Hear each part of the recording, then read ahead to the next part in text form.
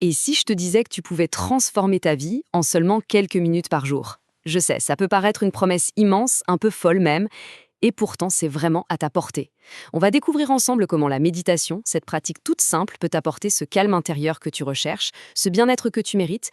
Allez, on plonge tout de suite dans le vif du sujet.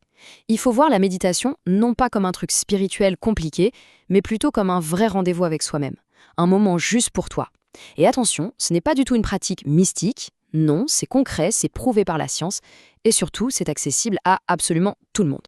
Et ça, ce n'est pas juste une idée en l'air. Écoute bien ce témoignage. Il vient d'une thérapeute et c'est super parlant. Elle explique qu'elle conseille la méditation parce qu'elle-même la pratique tous les jours. C'est une expérience personnelle qui a d'abord transformé sa propre vie avant qu'elle ne commence à la partager avec les autres. C'est puissant, non? Donc voilà, le point essentiel à retenir, c'est vraiment ça. La méditation, ce n'est pas un truc perché, réservé à une élite. Pas du tout. C'est une technique concrète, ses bienfaits sont validés par la science, et j'insiste, tout le monde peut s'y mettre. Toi aussi. Ok, passons à la suite. On va maintenant tordre le cou à quelques idées reçues. Parce que pour vraiment profiter de la méditation, il faut bien comprendre ce que c'est, et surtout ce que ce n'est pas. Ah, voilà le plus grand mythe. L'idée qu'il faudrait vider son esprit, ne penser à rien. Mais c'est la raison numéro 1 pour laquelle tellement de gens abandonnent. La réalité, elle, est bien plus douce et accessible. Méditer, ce n'est pas faire le vide, c'est tout simplement entraîner son attention, comme on entraînerait un muscle, ni plus, ni moins. J'adore cette image, elle explique tout parfaitement. Imagine que tes pensées sont des nuages dans le ciel. Ils arrivent, ils passent, c'est dans leur nature. Le but du jeu, ce n'est pas d'empêcher les nuages de passer, c'est juste de les regarder filer, sans t'accrocher à chacun d'eux. Voilà, c'est ça la méditation, observer sans s'agripper.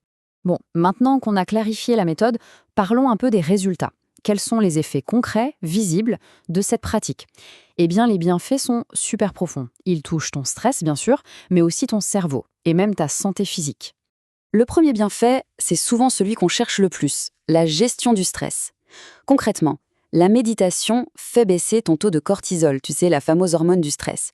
Ça active ce qu'on appelle le système nerveux parasympathique.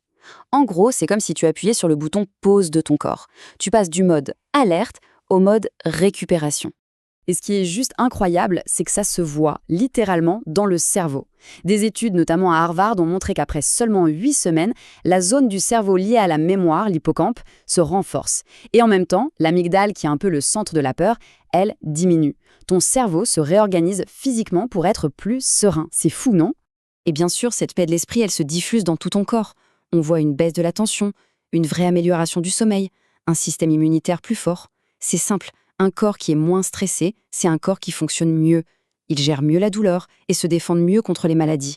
Et pour finir, ce calme que tu cultives à l'intérieur, il finit par rayonner à l'extérieur. Quand tu apprends à être plus doux avec toi-même, à observer tes pensées sans te juger, ton regard sur les autres change aussi.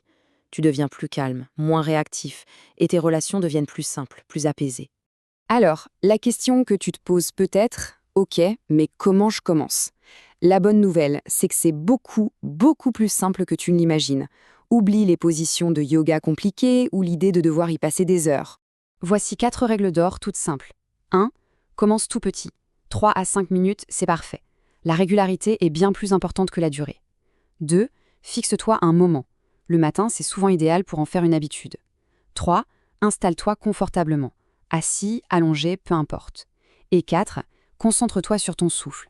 Et quand ton esprit s'égare, parce qu'il le fera, c'est normal, tu le ramènes simplement avec douceur sans te critiquer.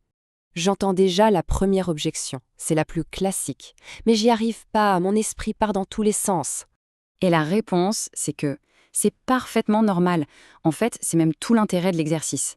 Chaque fois que tu remarques que ton esprit est parti et que tu le ramènes à ta respiration, c'est comme faire une répétition de muscu pour ton cerveau. C'est ça qui renforce le muscle de ton attention.